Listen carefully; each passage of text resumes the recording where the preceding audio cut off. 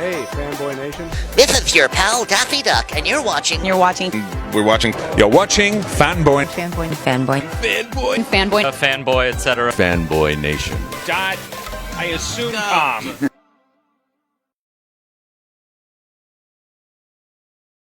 This past weekend was the very first time I got to attend a live theatrical play at the Westminster Community Playhouse. It is called Dead Man's Cell Phone, directed by Chloe King and written by Sarah Rules. And I hope I'm pronouncing Sarah's name correctly. But today I have with me board member Greg Stokes talking about the theater itself, upcoming events, and this wonderful play. Greg, it is a pleasure to chat with you. Thank you. Thank you for having me here. I love the fact, I started covering, so April will be 2 years that I started covering theater in Orange County. And for the longest time, I only thought we had 3 theaters. I thought we had South Coast Repertory, Segerstrom, and Laguna Playhouse. And then I found out after attending a show at South Coast Rep that there was an abundance of playhouses in Orange County. And I said, wow, there's more than 3. Let's give our community a go. And it's great that we finally got to connect, and I was finally able to come to a show in Westminster. What is it about theater that seems, on the underground here in Orange County specifically?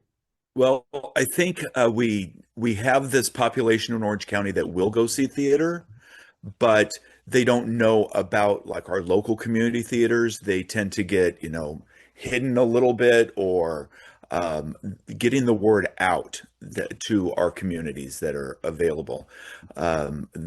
All of them in Orange County put out amazing shows and have amazing people behind it. But it's interesting. It seems like it's, for the theater community, by the theater community. We don't see enough of it on social media. We don't see enough people going, oh my God, did you see this play in Westminster? Did you see this play in Laguna? Did you see, the one at No Square? Did you see the one over at Rose, which Rose luckily got extended till June? Chance is doing some great stuff. Cabrillo, all these other places. Costa Mesa is still looking for a new home, and hopefully they find it. Like, right. Why does it seem that it's for theater by theater instead of, hey, everybody, you got to come check this out? Because if we're selling you a community theater for $25 and you get to see live human beings versus going to the movies for $25, or whatever the ticket price is, why wouldn't you rather see a live action versus in comparison? Right. I think part of that is community theaters finding ways to get their word out, get their brand out. It's so difficult to do it whenever you are a small little theater, you not like, South Coast Rep or Segerstrom that has all of the money behind them to advertise and pull in things like that. That's always the biggest challenge, is trying to grow your brand and trying to get your name out there. There's one thing that I noticed with the Orange County Theater Guild, and I'm not a member of the guild, so if they get mad at me, it's okay. And I have friends at Maverick Theater and all these other theater companies, and I keep asking the same question, and no one seems to be giving me an answer, especially with the Orange, we have this theater guild in Orange County. Mm-hmm. What I would love to see is that, and I understand when it comes to sharing the licensing, for example, you guys are going to be doing, your musical this year will be Legally Blonde, and some other places are doing it as well. Personally, this is where my mind went, is like, why doesn't everybody get together and go, okay, we have the license for, let's say, and we're say Legally Blonde because it's coming in spring. Westminster's doing it in spring. Now, let's have somebody in South County do it in, at the end of summer. That way it's far enough away so people can figure out, hey, South County people can see it over here, Central County can see it over here, North County can see it over there, and it's not this overlap. Because I think it was last year, it was 3 places for sure that did Sound of Music back to back to back, and I just thought it was a little too close to everybody, and I would have loved to have seen it spread out across the county because there's so many theaters, especially if you're sharing a license for it. Right. It's so strange that it has happened. That it happened to us last year with Sound of Music and Legally Blonde. We had all theaters have to put in their requests for rights from the holding companies. And as soon as we got Legally Blonde, we were excited. We had our season. We posted like in March, I believed, of last year that we were doing it. And then all of a sudden, other theaters posted Legally Blonde as well. It is a crazy thing.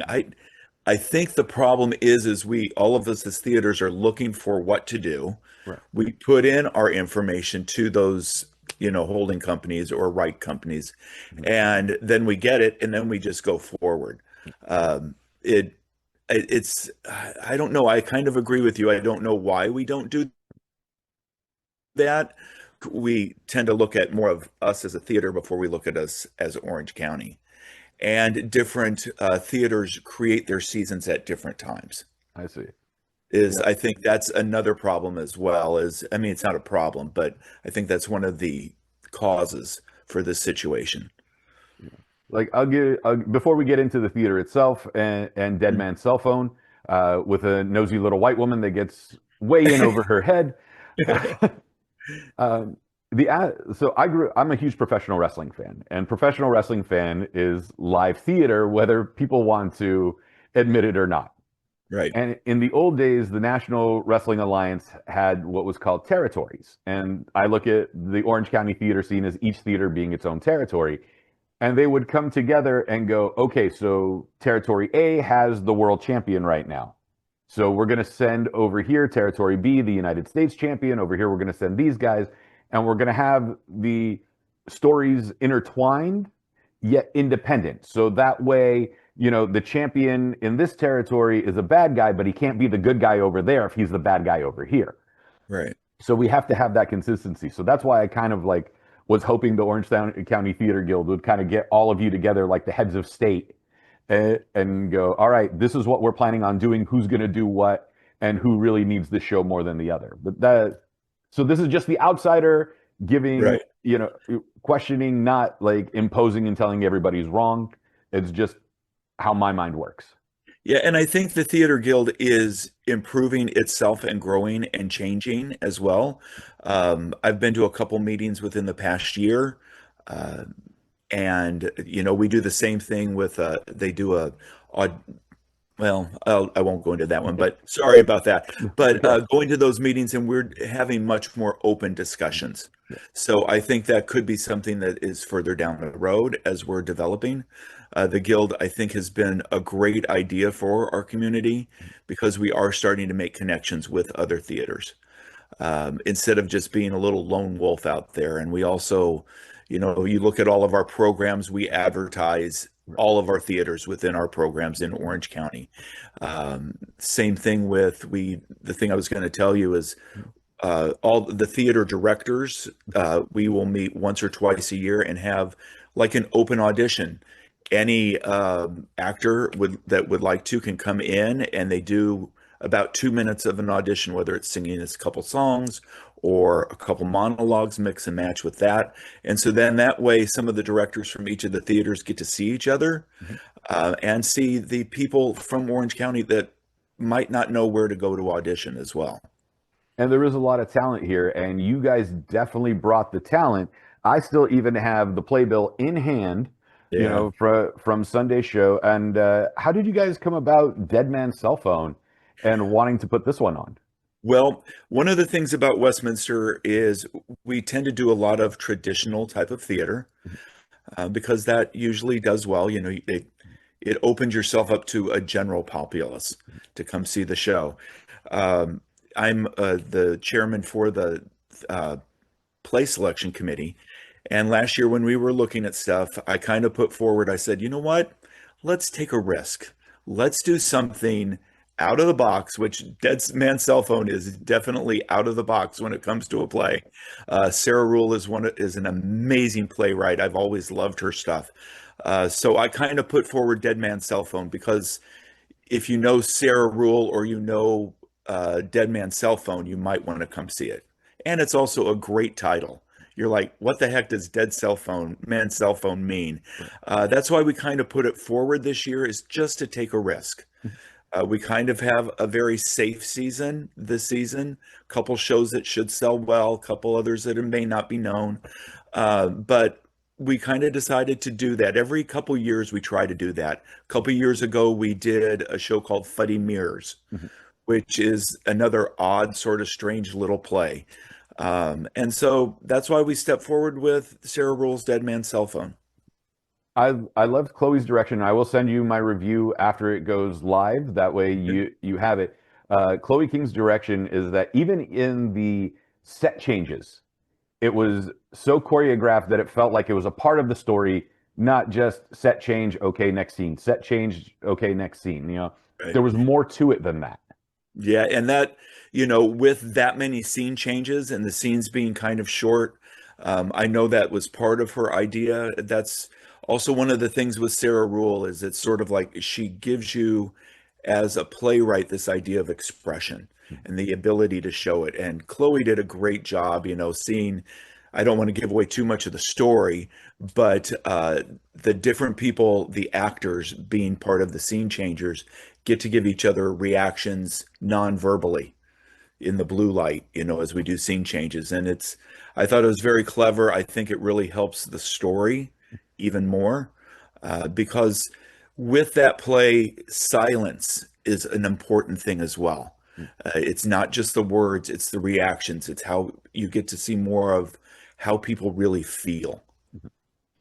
And I will, Mia, please, is it Mia or Maya? Because it's spelled the Mia. same way. Mia. Mia, I'm going to butcher your very Slavic last name in Joseminovic. And, she was absolutely wonderful. Eric Palmer is great. Sarah Hoven, Yuka Kawai. Am I, Right, Chris Brennan, everybody's been so fantastic in this show. Eric, I had seen in Dracula at No Square, right. and he's a tremendous talent. I thought it was, I was joking a little bit. I was like, he's being a little extra theatrical because he doesn't have any lines in the first scene, and that's the only spoiler I'm going to give. Right. But no, Eric was phenomenal.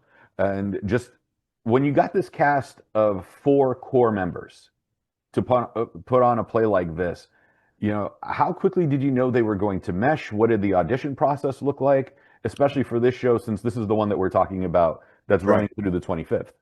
The auditions were held on a Monday and a Tuesday, put together.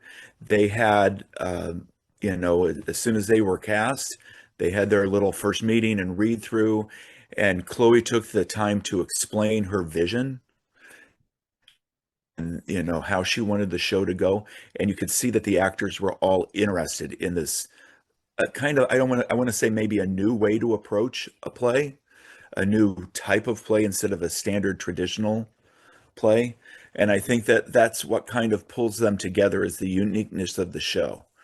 Sometimes it's the material that brings people together or just the type of people that mesh. I think the vision and just the uniqueness of the show is what brought this cast together. And for people that don't realize, this is the 65th anniversary of the Playhouse. In 1961 is when. 1961, yeah, we started in like a elementary school. Yeah, I wasn't, I wasn't around back then, but yeah, they started in an elementary school, and by the time 1972, I believe, is when the theater was actually being built, added on to or part of the Boys and Girls Club, which is right next door. And then we've been there basically ever since, slowly but surely improving it, making it a better place to see a show. And 65 years, I mean, that is nothing to sneeze at, especially to be a foundational theater in Orange County. Right. And these days you see more and more theaters starting to close. We know COVID was part of that added to theaters closing. So we've been very lucky to stay around and be able to bring theater to Orange County. One thing I will mention to people, if you are going to Westminster Community Playhouse, please bring a jacket. It was a little chilly, so I at least we know the air conditioner works, so I am very happy with that. I don't want to be sitting there in August and melting. So yeah, we recently got our air conditioning redone, and it definitely works. Yeah, we're actually for next season we're putting together some blankets, getting some blankets to lend out to people because the air conditioning works really well. Next year, we will be working on the heating units. So if you're willing to make a donation to Westminster Yes, Community Playhouse, right, right. please do so. No, I mean, just everything that's coming through the pipeline, especially in March, Leading Ladies looks absolutely Mhm. hilarious. This is the first I've heard of it. I know Newport is doing Moon Over Buffalo. So, go to Newport for Moon Over Buffalo and then see this playwright's next play at Westminster. It's Ken Ludwig's Yes, work for Leading Ladies. And, it's a very simple premise for this, but that's been also been done before. Yet this is a nice little twist to the play. right. Yeah, Ken Ludwig is an amazing, amazing playwright as well. His probably his most famous play that maybe people know is Lend Me a Tenor. Mhm. But it is definitely a farce and a whole bunch of silliness, and you will definitely laugh. It almost seems that it's Ludwig season this year. You guys are doing Leading Ladies. Newport's doing Moon Over Buffalo. We now need to find somebody to do Lend Me a Tenor, Right. just to Yeah, go and across. yeah, he's a prolific writer. He's written a lot. Yeah. One of the things that's interesting about Ludwig is some of his plays kind of have a twist on Shakespeare. Mhm. Newport's doing Moon Over Buffalo. If you look at that, it's very much Taming of the Shrew. And I believe its Twelfth Night is a little bit more toward Leading Ladies. So he kind of does that if you pay attention to it, some of the themes and the characters, but he flips it around. But he's phenomenal. So how does Westminster go through the process? This season there's been 5 plays. We started with Fools and then Angel Street. Now we're in Dead Man's Cell Phone. What is the selection process when you decide to put the season together? Almost like a school year, really, Right, and figure out the lesson plan for it because Neil Simon's Fools and then Patrick Hamilton's Angel Street, these are classics. And then obviously, you can't have a cast of 20 versus a cast of 4, right. and certain modifications have to be made. What is it like deciding on those plays? How do you decide what to bring back from previous years? What's going to be a new one? Which one's going to be an original play that you're going to debut? Like, how does that process go at Westminster? So what we generally do, we start meeting in about late August, early September, and we have people from our board as well as a couple actors that have worked with us on our play selection, and we put together ideas of plays. This past season, we put out a survey to our public and asked them what do they like to see, what do they want to see more of, as a way for us to guide where we're going. And then what we generally do is we get about as many plays as we can be thinking about and musicals and looking at it and narrowing down. We all read and we discuss and we come back and debate. We would usually met about every 2 weeks to give everybody time to read different things and discuss, and we narrow it down. We, as a theater, generally look at doing one musical as our closer for our season. And, musicals get expensive, so we want to make sure that we do shows that people would want to see. So, this year with Legally Blonde, last year we did Sound of Music, the year before that we did Cabaret, all shows that people know. But then what we also do is look at our plays and decide we need to do something that's very familiar to an audience. We tend to look for something around our second show of the season to be a mystery or a thriller type of thing because it's on the heels of Halloween. We try to look for some big shows and some, smaller shows, just depending. We take a risk sometimes with a show like Dead Man's Cell Phone, or take a risk on a show that people don't know or a smaller cast, because we know if you have a larger cast, you have friends and family that are going to come see a show, and that helps, as we say, put butts in seats. Yes. So that's kind of the way we do it, and we narrow it down. And once we narrow it down, we present to our board. The board approves, and then we seek for the rights for it. And sometimes you don't get rights and you got to go back to the drawing board and add a different show. What I also like about the design of the theater is that it's this U-shaped theater that it almost feels interactive with being, so close and so intimate with the performers. Oh, a thrust stage. I am telling you, when I first stepped foot on that stage to act, it was so scary because you are like right in the face of your patrons. But it is one of the most exciting things to do. To be an audience member, you feel like you are part of the show. To be an actor in it, it just revitalizes you and gives you more energy. Very first show I did there, it was a very physical show, and I'm running across the stage and had to slide, and you had to make sure you stopped before you ran into somebody's feet. But there's nothing like a thrust stage to just be in there and do it. I love it. So next season we're putting up guardrails, is what you're saying? Yeah, yeah, or bumper guards or something, right? Yeah. With Dead Man's Cell Phone, it is a unique story. It moved very quickly. It was a 2-hour show, and I remember turning to the gentleman sitting behind me. I was like, "How are we only at intermission? It felt like 20 minutes," and realizing it had been 45. Right. Is that to the pacing of the story itself, to Chloe's direction, or just how everything came about? Because we were going, and the pacing was just so smooth that Right. this show doesn't linger. Right. I think that's part of it, and I think also the idea that a lot of the scenes are not long. That you move from scene to scene to scene because it just does a general emotion or a general thought to move the story along. That's what I really like about it. It just tells that story in a way that is kind of short and sweet, but it kind of gets to your emotion almost every scene in one way or another, whether it's sad or funny or that drama or fear or aloneness, all of those things that show up throughout the play. And it is a gambit of emotions. Yes.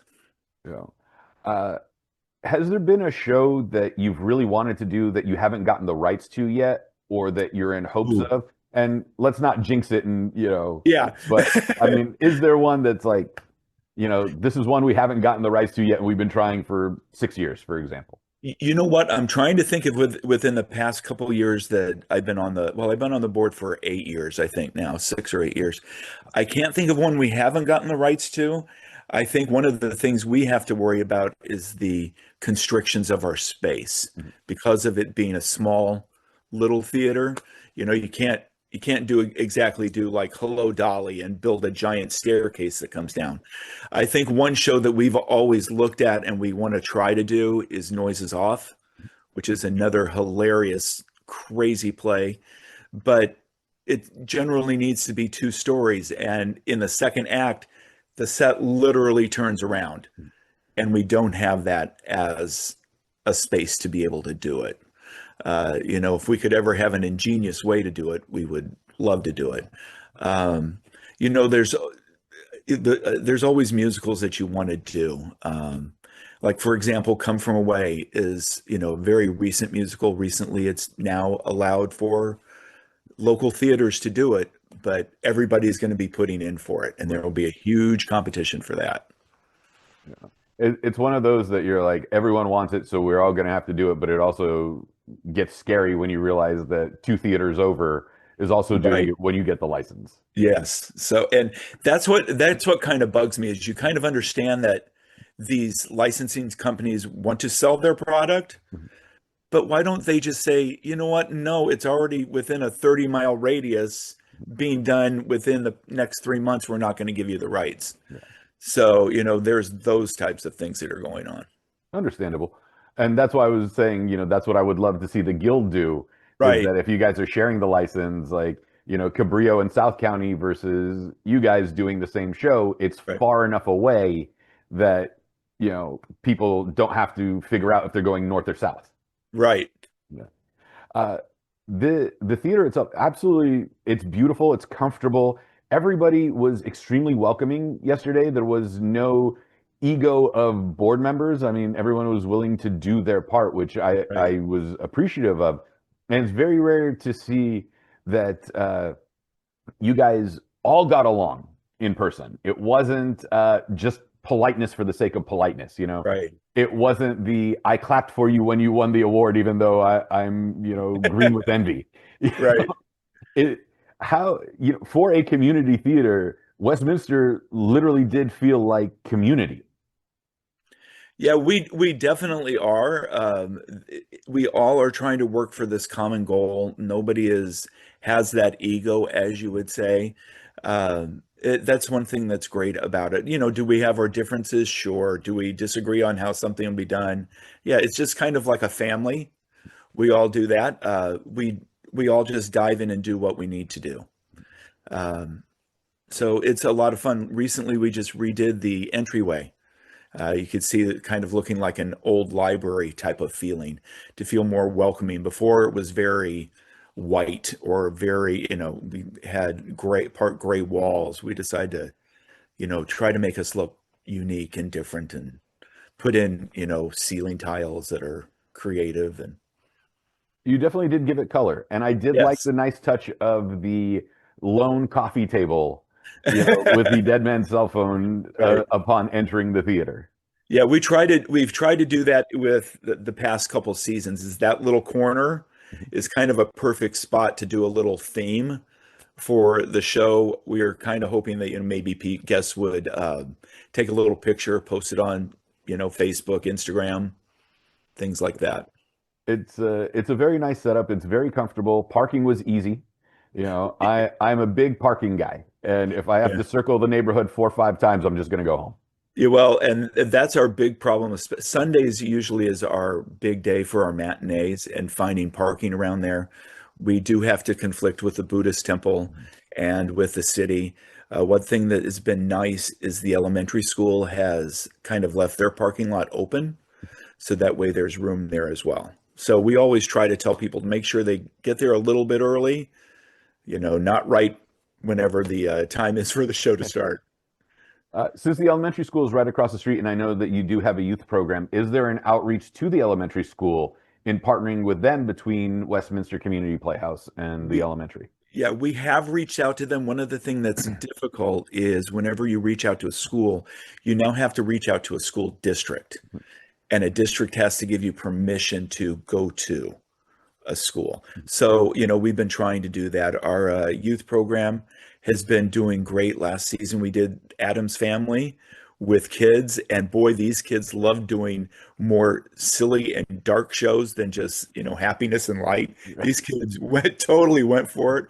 We had about 30 kids in our program doing that. Wow.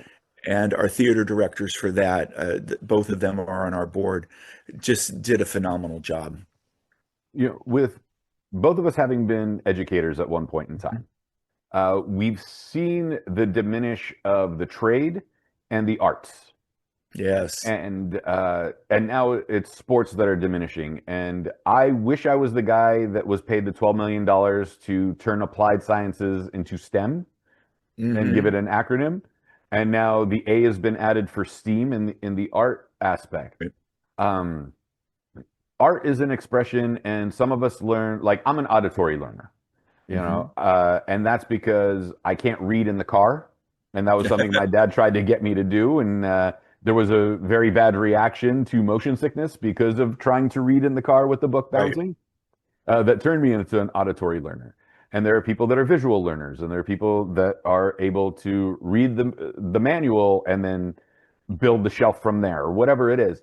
And finding the balance between that seems to be important. And with the arts and with sports, they're two sides of the same coin at this point. It's tactile, it's emotional, it's there.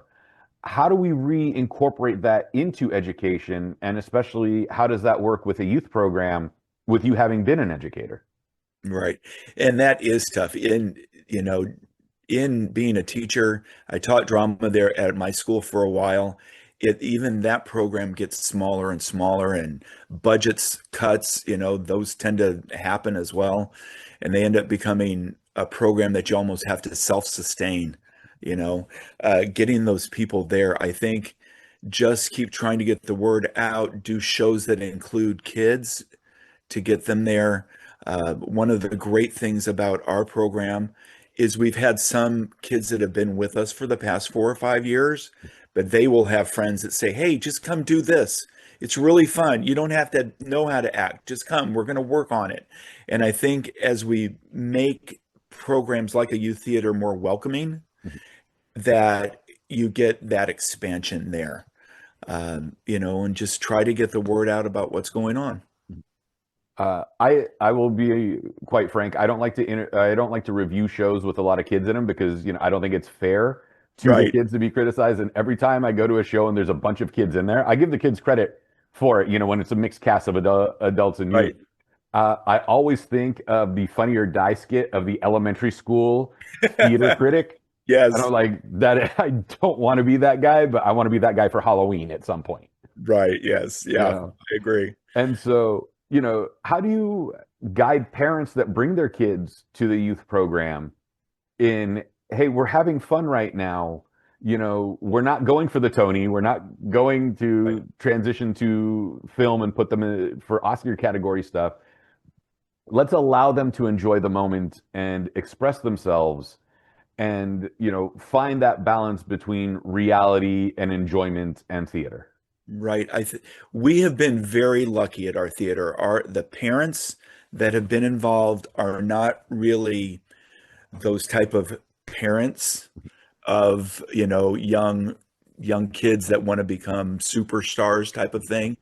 They're really in it for one, getting their kids to do something and enjoy something and having fun. And our parents have been so nice and helpful with, setting up and being in charge of backstage or helping us with, intermission or advertising. They've just been really, really good. They've been really just thinking about their kid more than just getting them to, become theater stars. I'm sure that there's some that our kids really want to move on, and that's been great to see that they come back and they say, "Oh, I did this show at my middle school," or, "Oh, I'm now in high school and I'm doing this. Come see it with us." And they kind of create a bond as well. They just performed at Westminster's Christmas tree lighting ceremony. They were all like, "Yes, let's go do it." So, I think it's putting that enjoyment into it, that love of just hanging out with a group of people that like to do the same thing you'd like to do. Yeah, it's fun to see that development. Is there also like a scholarship program for the kids that necessarily don't have the finances, come from families that don't have the finances for the school itself and the Yes, added the cost for it? we do that. We generally set aside some funds whenever parents let us know that there's, money constraints, that we generally will make sure that if the kid really wants to be in it, that we find a way to get them to be in it. It's not the parent shoehorning them in and then kicking them through the door and go, they're yours for 2 hours. Right. No, yeah. It really does feel like a community of adults and kids and helpers and everything else. And we've had a couple of our youth performers end up performing in our shows. I mentioned Fuddy Mears, one of the actors in it who I acted with, played my son. He was from our youth theater and did an amazing, amazing job. So it's nice to see them coming into our theater, going out to other community theaters. That young man I was talking about is now at community college and performing in their program. Wonderful. So it's nice to see kids moving on. What I enjoy about Westminster, especially this being my first time there, is it's very comfortable. The seats are also very comfortable, Mhm. so people don't have to worry about uncomfortable seats and going to Westminster Community Playhouse. But it's also, and the intimacy that is there that allowed for the show to unfold. And that Mm. seems like something that, I think sometimes is missing when it's just center stage and the audience is sitting further back rather than having that aspect.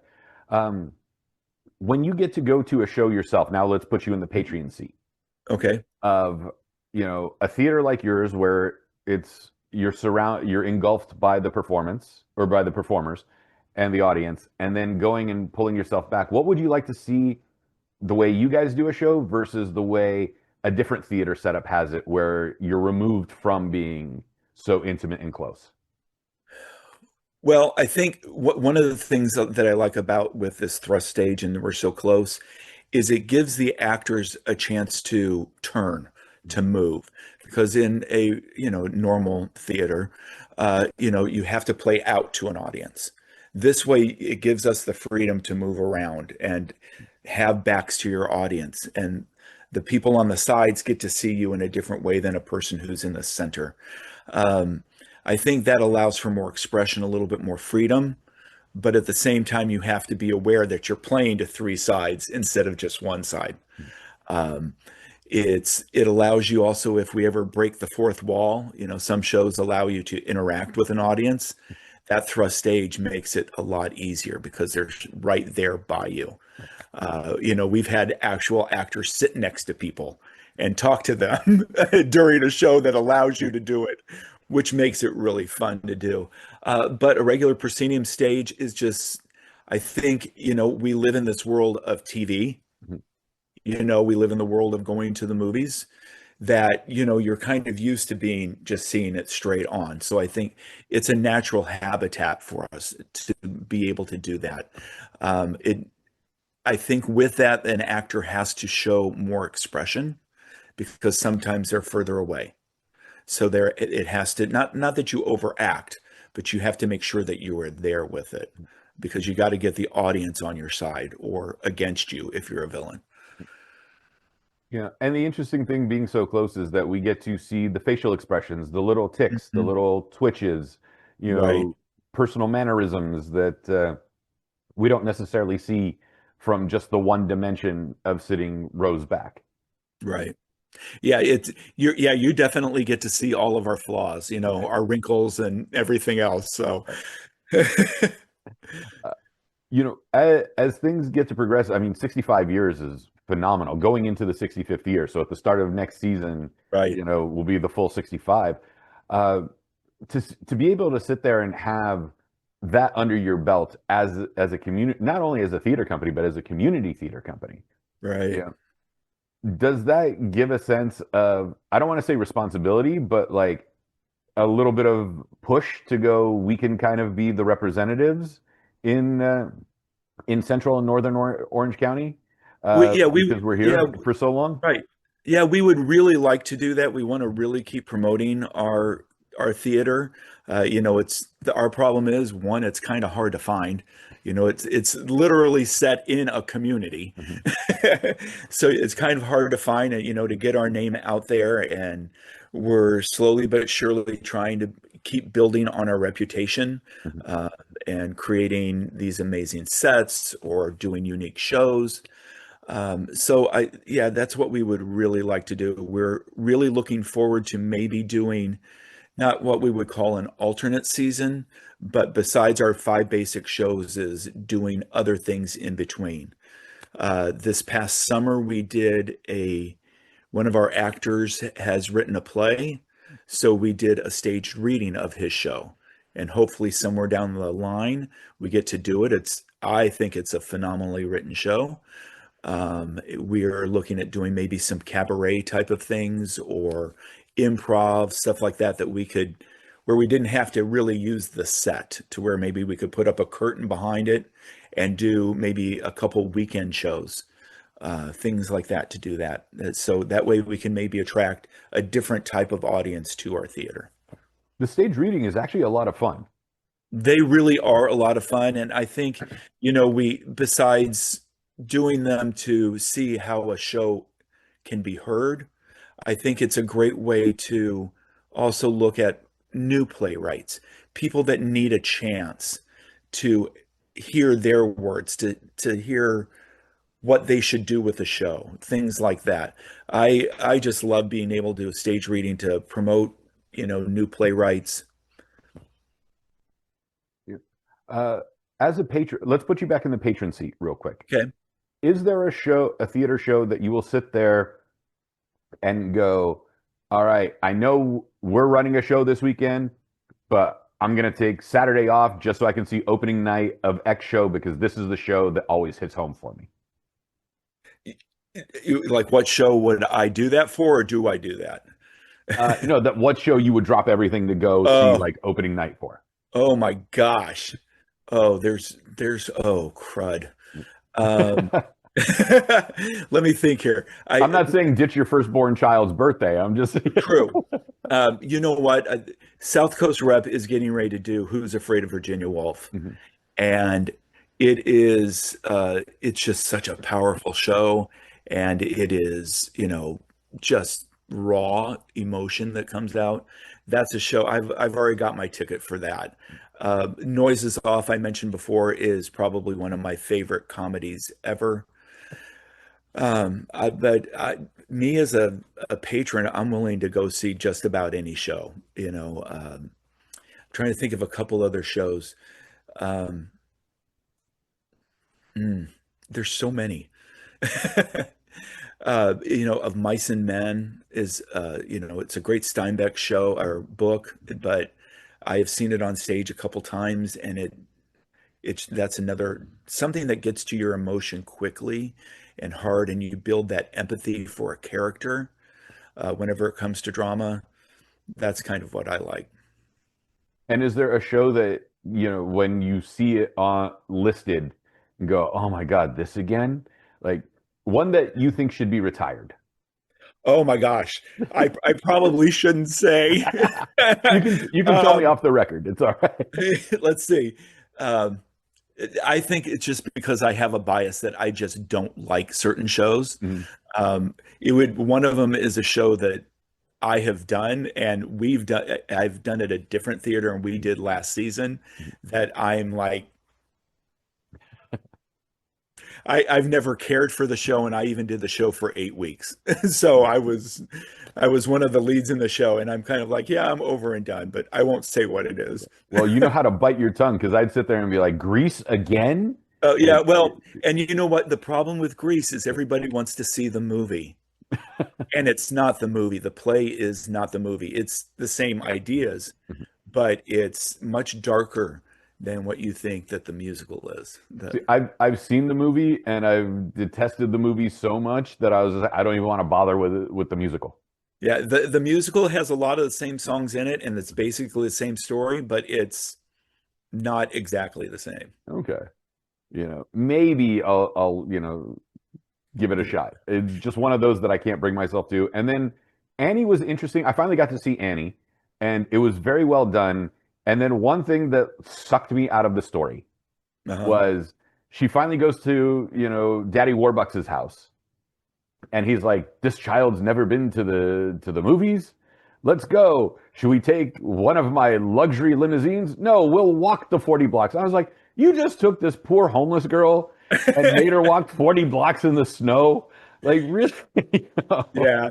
Well, it provides a great number to the show, though. It NYC does, is but a like great that's number. exactly where my mind went. I was Yeah, like, this poor homeless orphan girl has right, to walk 40 blocks with this billionaire that could have just driven to the theater. right.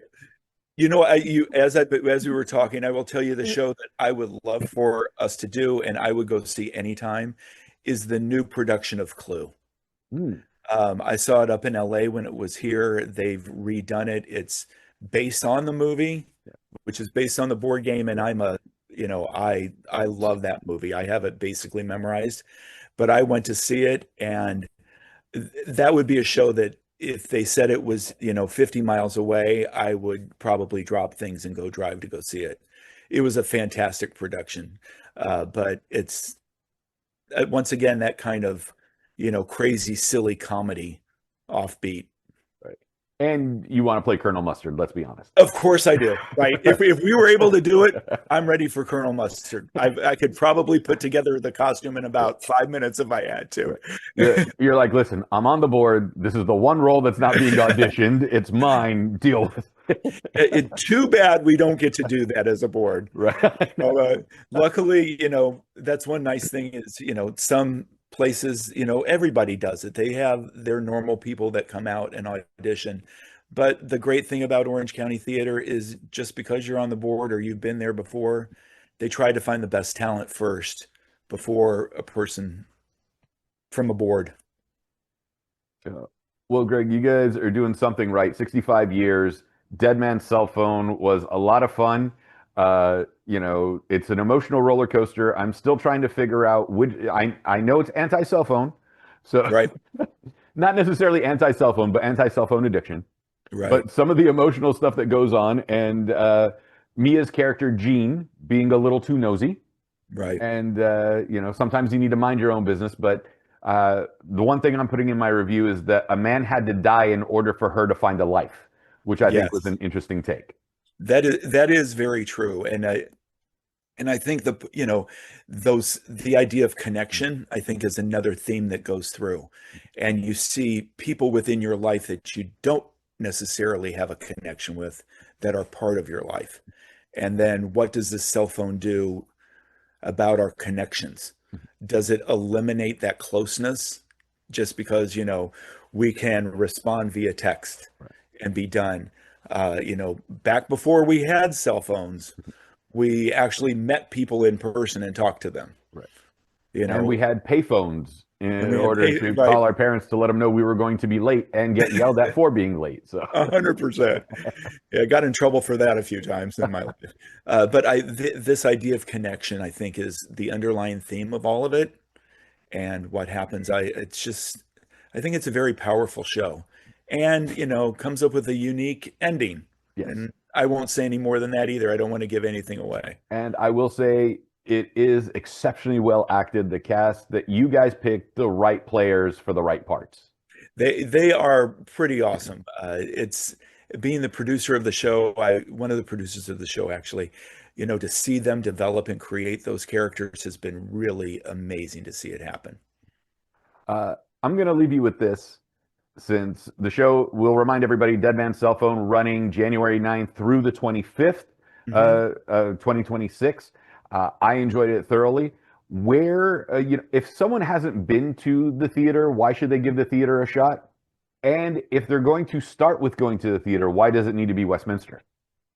Oh, well, I think uh, why does it need to be Westminster? Why does it need to be Westminster if it's their first theatrical experience?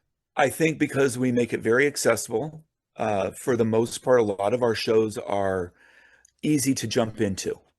If you've never seen a play before, a play like Fools that we started off with Neil Simon was silly and fun. You'll laugh. Angel Street, if you want to see something a little, noir, little mystery, that's a perfect thing to jump into. Coming Up Leading Ladies, a comedy. Legally Blonde, a silly, fun musical that is just entertainment. I think that's what we do, is we offer that type of thing. And, we are that family. You can just hop in and have fun. You don't have to dress up. You can come in and be casual. Back in the day, you would dress in a suit and tie to go see a play. Now, show up in jeans and a t-shirt. We'll take you whatever way you are. And we also, it's fairly cheap. You go to, we're not Broadway charging $200 a seat. We're $25. So The that's cost of a movie. Yep, definitely. And our concessions we take as, we don't charge you, but you can do a donation. So if you're hungry and you don't have a buck, grab a bag of chips and a soda. Greg, where can we find Westminster Community Playhouse on social media if we want to connect and see what's coming up next, and if tickets are still available for next weekend for Dead Man's Cell Phone? Sure. On our Facebook page, you need to look at the Westminster Community Playhouse. There's actually two Facebook pages. And so the one that is being used is the Westminster Community Playhouse. On Instagram, we're on WCP Stage. And if you want to get tickets online, it's WCPstage.com. Sorry, I had to think about that. Tickets are right there. Yes, we still have tickets available for the next 2 weekends. And we've also started a TikTok page, but we're just in the works on that one because we're trying to reach out to a different, community. Right. Well, you have a phenomenal cast. Everybody was extremely talented. There wasn't one flub. There wasn't one mistake. Jean is a little nosy. That's all I'm going to say about the character. A little too nosy for her own good. But Well, yeah, without her being nosy, there's no show. Exactly. If she doesn't do something in the first 2 minutes, we're in trouble. But that is the question: is would you ever pick up somebody else's cell phone and answer it when there's nobody around or whatever's going on? I don't know. Yeah, that one is very much it depends. Yes. Yeah. But Greg Stokes, thank you so much for your time today talking about Westminster Community Playhouse. Again, Dead Man's Cell Phone by Sarah Rule, directed by Chloe King, running from now through January 25th, 2026. Give it a shot. It's a unique story. It's quirky, I think is the right word for it, especially with its twists, but it will fly by. 2 hours literally felt like 45 minutes.